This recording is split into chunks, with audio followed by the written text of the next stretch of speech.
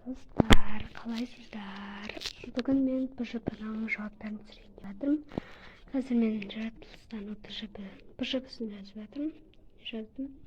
Осы бірінші тапсырмам. Скриншотқа түсірсеңіздер болады.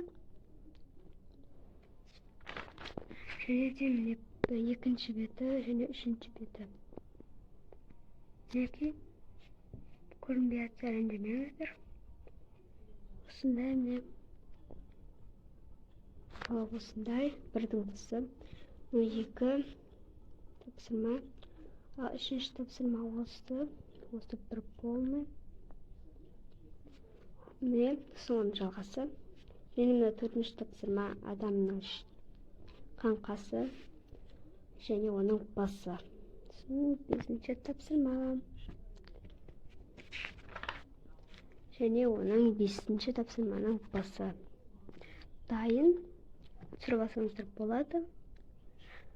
Ал ендеше осыған 10 лайк жиналса, мен қазақ тілі мен әдебиет БЖП, ТЖП жауаптарын шығаратын боламын.